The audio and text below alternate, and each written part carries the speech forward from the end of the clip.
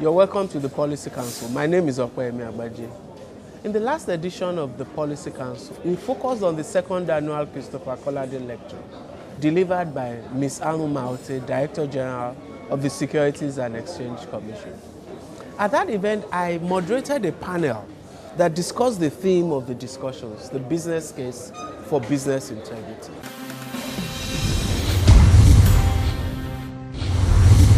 So the question is, beyond moral arguments, human beings often fail at the moral level. So the question is, beyond moral arguments, is integrity beneficial to the farm? Is it beneficial to an economy? Is it beneficial to a nation? In many ways, like I said, Ms. Aluma answered that question. But then we have actual businesses and actual institutions that can add very rich, real, practical perspective to this discussion. The CBI has been careful in selecting the speakers. And so we know that to a large extent, each of our panelists has a good or a useful story to tell. I'll be engaging with the panel to share these perspectives. And I would like to start, of course, with Professor Legido. Really, my experience, certainly in the Lagos Business School in Pan Atlantic University, is clearly that there is a very strong case for business integrity, a strong business case. However, the fact is, when you look at it from the academic point of view, the picture is a bit more complicated. Now, the good news is that really there are dozens of studies that show a positive correlation between business integrity and business performance. The bad news is that there are also dozens of studies that show a negative correlation between business integrity and business performance. And then there are still dozens of studies that don't show a correlation one way or another. From that point of view, depending on what one wants to say, one can always quote 2 or 3 studies because, first of all, to be a bit more accurate, there are also a number of what is called meta-studies. Usually, somebody looks at all the main studies, tries to categorize them, tries to see the conclusion. The fact is that the latest meta-studies on these issues show a weak positive correlation between business performance and business ethics. Now, there are many reasons for this, among other things because it's very difficult to define ethical behavior in practice. It's even more difficult to measure it. I mean, okay, that is one issue. It's also quite difficult actually to measure business performance, and there are lots of arguments. Are you looking at accounting profits? Are you looking at market capitalization?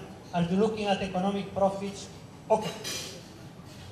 The bottom line, if you look at the academic studies, most sophisticated ones in the last years, nowadays there is a lot of emphasis on the issue of context. Well, what industry are you talking about? Which country are you talking about? Now, all this can be a bit abstract. Perhaps it may be more familiar to you if we look all together at an industry I'm sure many of us here are familiar with. But let's look at this a bit critically. Look, for instance, at the banking industry. I think all of us, many of us know it. The fact is, if you look, let's say, at the 10 largest banks in Nigeria, or at the 10 most profitable banks in Nigeria, from your knowledge of them, very often this is an indirect knowledge, can you say that these are the 10 most ethical banks in Nigeria, or the 10 banks that for the last 15 years have been behaving most ethically? You can see there that the relationship is a bit complicated. I don't want to give any names. I don't want to be sued for libel, but and what is the reason for that? And here really the factor of context I was talking about before is important. Even if it is the case, and as we will see, I think it's the case, and on that there is solid academic proof, that strong ethical values help business performance in some sense I will discuss. The question is not that if you are measuring business performance as profits, okay, it is the case that by being ethical you can perform better in business, you can get profits. Still, it's not necessarily the case that this is the thing that will get the greatest profits. That depends on context, and that depends on how strong is the police in a country. Because even though business performance can help you to make good profits in business, perhaps crime may help you to make even greater profits. Now, specifically, we can understand this. Think of the example I was giving before of the banking industry. Think of the banking industry in this country over the last 20 years. A number of banks have made a lot of money, for instance, through round tripping. We are talking of the 90s. That is pretty unethical, but there was a lot of money to be made. At the same time, perhaps there was weak supervision. More recently, there has been a lot of money to be made, let's say, on public sector deposits.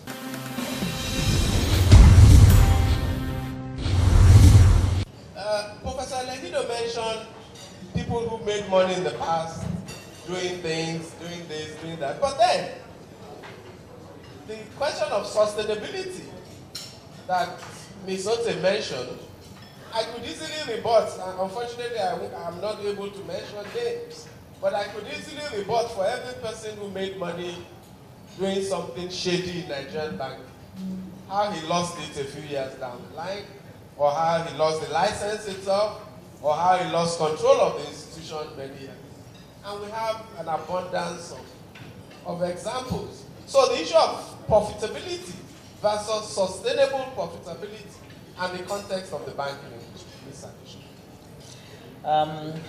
You know, I think a lot of these things are about perception and also reality. Indeed, the reference that Professor Legido made to the banking industry of a few years ago, insiders in the industry knew what was driving a lot of the profit, the biggest, brightest, and best beauty parade at that time. But I think one of the things that the business leaders missed then was, is this really a competitive advantage? Is actually declaring huge profits a long-term competitive advantage?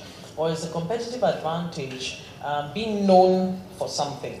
I think the institutions that remain true to their values are here today, and they'll be here for a very long time. In an industry like ours, which is very, very heavily regulated, trust is important. Trust also because we're a custodian of people's finances. And at the end of the day, institutions that are known for high values, for living the values, demonstrating the values, sustaining the values, are those that build true customer loyalty. Especially in this day and age where banking services are almost a commodity, switching costs are low. And so it's difficult to actually force customer loyalty because we're all offering generic products. So there has to be some sort of higher offering that an institution has to offer. And I'll talk a little bit about Standard Chartered for a minute, if you permit me. I mean, our brand promise is being here for good. And it's not about sort of just doing good, but about that higher sense of what we ought to do. We're doing a lot more behind the scenes where we're impacting communities, we're being fair to our customers, we're supporting our staff, and doing those things because we ought to do them, not because we want to show the whole world that we're doing them. Speaking up is also very important, knowing that there is a way of internally controlling our conduct, because there's business conduct. It's something that we pay a lot of attention to. We have to declare outside business interests. So from day one, you know that you cannot be running a side business that is in conflict to what you're being paid to do in the organization. In our own policies, there's a personal account dealing policy against staff having financial dealings. I think it's important to understand the long-term competitive advantage of doing what is right. Short-term profits matter, but I'd rather not be known for being the biggest, brightest, and best in numbers, performance, but rather known for an organization that does what it says it will do, and does not necessarily do things because it wants the world to see, but inherently does what is right because it is good to do what is right. Who knows Abi better thing? Abi who no like better thing? All these fine things wey dey see so. Na money government dey take do am now. Abi, it's like, I mean, excuse me, I dey pay my tax. I dey do wetin? I dey pay my tax. Say you don't pay your own tax. Have you pay your tax? I pay oh. Pay your tax. It's your civic responsibility. It's your duty. It's the law.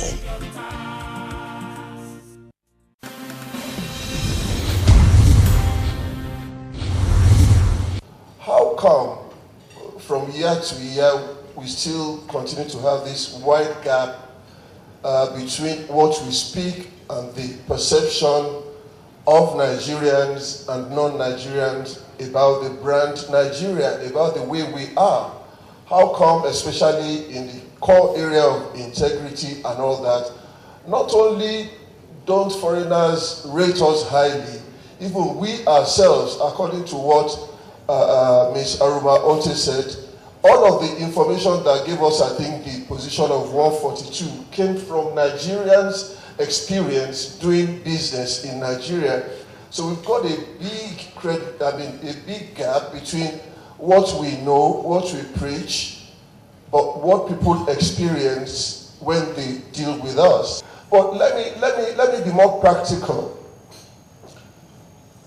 We work for one of the big financial institutions, and a couple of years back, we began to have a big problem with the fellow who was the head of corporate communications. He told someone that he wasn't happy with us, that in spite of how much they were spending, we were not making him happy. And before we knew what was happening, he had written all kinds of petitions against us, and the board of that bank fired us. And as soon as I got the letter, the first thing I did was to write the MD and say that I saw the letter firing us. The conditions for firing us are not exactly according to the agreement that we have. There must be a mistake somewhere. We didn't get any response, so I did a more personal letter to him that, look, I wrote this and this, I didn't get an answer. I'm writing you on a more personal level. I think you have been wrongly advised. You've taken a wrong decision. We have a choice. We've spoken to our lawyers. We could go to court. They have told us we are right, but we are not going to do that. To cut the long story short, he instituted a probe of what happened. They found out that the fellow had told all kinds of lies against us. He called me back to his office. That's the MD, just the two of us now, and they assured me that the ESCO had restored us back onto the business and all that and all that. Where am I going? Every organization, anybody in actual fact, can come out and mouth all kinds of things. Oh, we are top in integrity. We do this as part of our vision. But what will really make these things have an impact on other people and their businesses is when they truly experience those things. And by the time the man was done, we were restored. The fellow who was disturbing us was moved away. That was some 9 years ago. We are still working on that piece of business.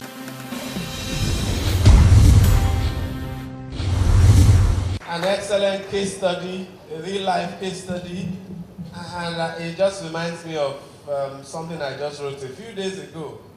That it's not what you say you believe in that you do believe in. It's what you do in defense of what you believe in, that really reveals what you truly believe in. It's one thing to say that companies shouldn't talk until they can walk the talk. But I think that sometimes when as a company you talk, you put yourself out there, you kind of like come out and put pressure on your executives, you put pressure on your directors, you put pressure on your staff to actually walk the talk. And Oando is no stranger to that. You know, we have a very bold, very forward-thinking, risk-taking senior executive management that continually pushes the boundary. I remember clearly when we went for the listing of our upstream business on the Toronto Stock Exchange. And part of that process involved me having to go and sit before the head of listings and the head of compliance to basically talk about our corporate governance and our compliance program at Oando. People who want to do the right thing do not come out and put their neck on the line. It's because of that fear that if I get it wrong, if we stumble, then we will be hit hard. You know, and I think that that is part of the moral courage that Dr. Kolade spoke about, that you really do need to stand for something. And so I believe that at Oando we do stand for something. I mean, we got the listing successfully. We've completed the ConocoPhillips acquisition. It took 2 years, 18 months to be precise. And there have been ups and downs in the process. But one thing that we are certainly proud of is the fact that we are willing, we're right from the top to do the right thing. These words came to me this morning that, you know, godly character is as of critical importance to me as it is to God, because it enables me to stand in the blessing and not stumble and not fall. You know, it is for my own good.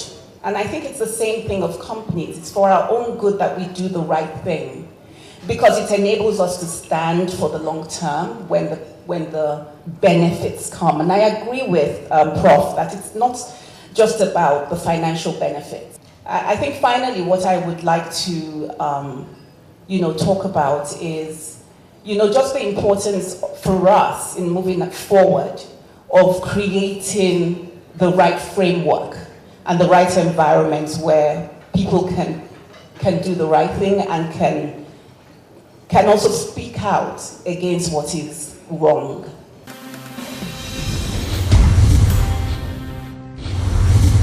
Mr. Lakota of Siemens Nigeria, I know that in Nigeria the name Siemens invariably will draw some recollections of the past, and then, but I also hear that there are significant things that the organization, both in Nigeria and globally, has learned from its past and can advise the rest of us. And first of all, I can 100% assure you the business case for transparency and the business case for sustainability, which I was happy to hear about during the previous speeches, will work, will definitely work and will pay off.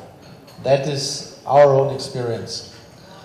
And I also can tell you from our own experience that on the other side, if you're not being transparent and compliant, that business case will definitely not pay off. And that is the experience we learned. You mentioned that. I don't want to go too much back into history, but we suffered a lot. And only because of Siemens being a very strong multinational company with more than 160 years of existence. That was the reason that we just did not fall over that non-compliant scandal. So what we did is we invested massively in our own structures, in our own processes. And we had and set that ambition level that we want to be the leader in compliance and transparency, which just today was reconfirmed again by the Dow Jones Sustainability Index, which we, the fourth years in a row, came out as being the best company worldwide in compliance. So,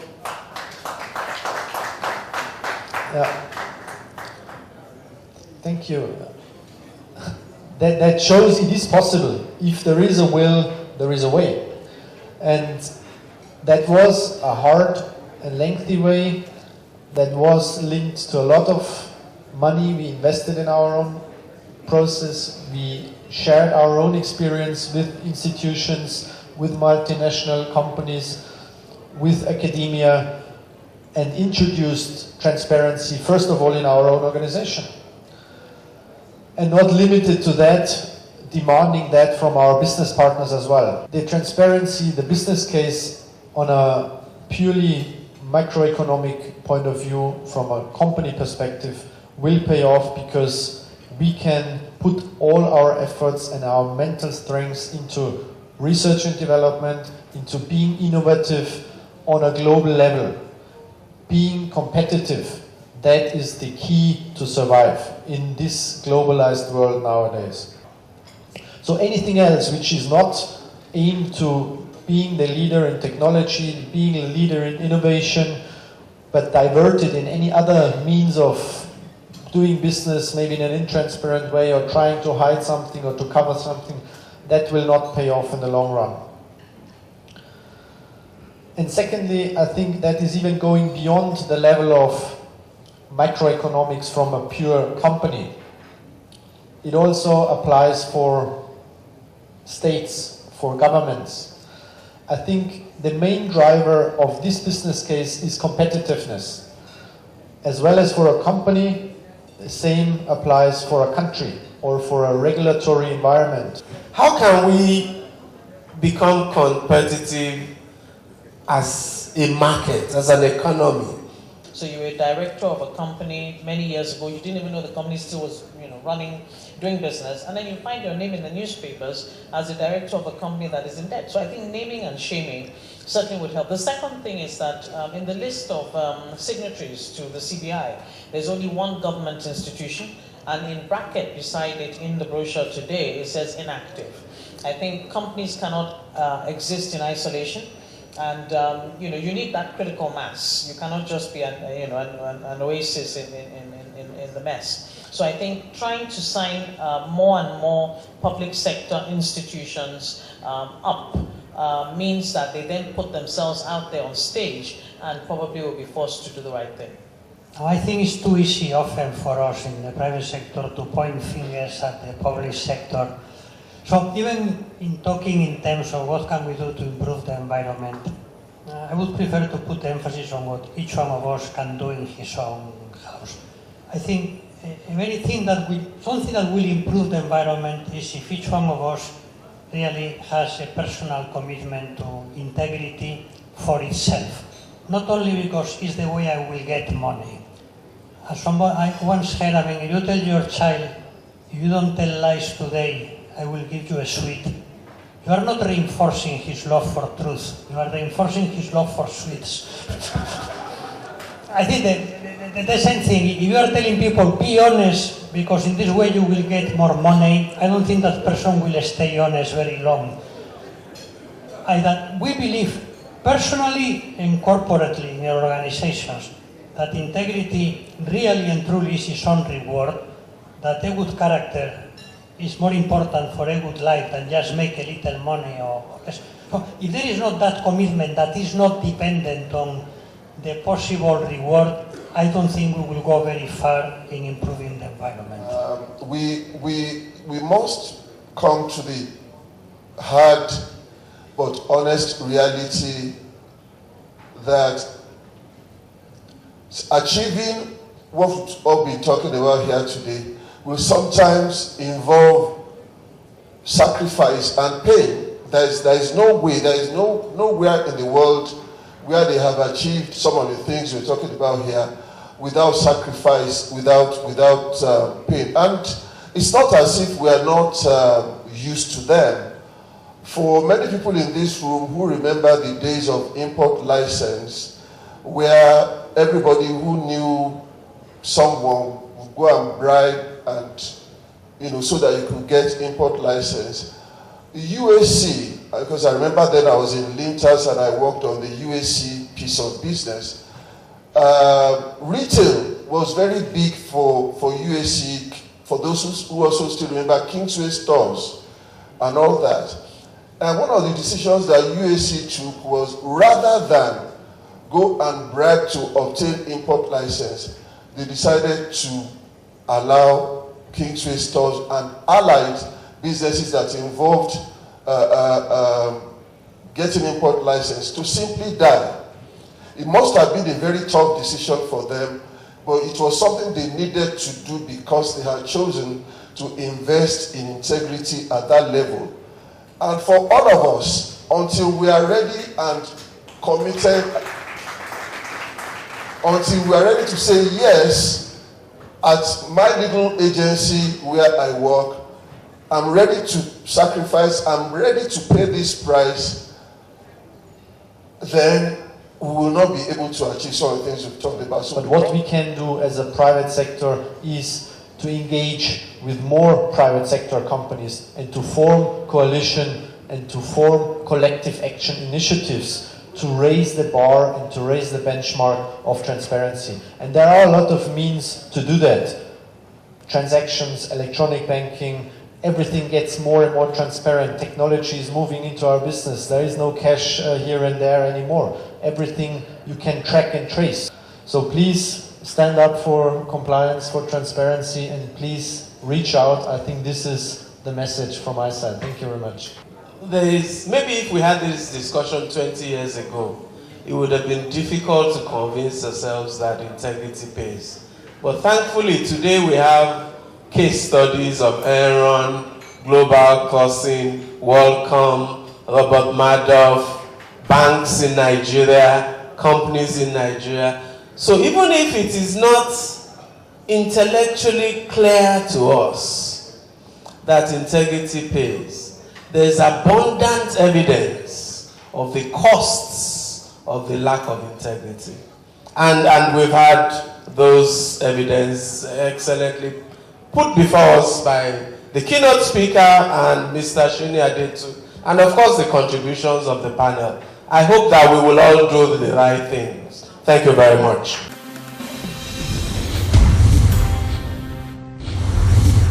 That was a very interesting panel discussion. I hope you enjoyed it. The point is clear. There's a moral case for integrity. There's a case based on good values and sound morals for doing the right thing. But beyond the moral case, there's a cost, a high cost, a severe cost to the absence of integrity.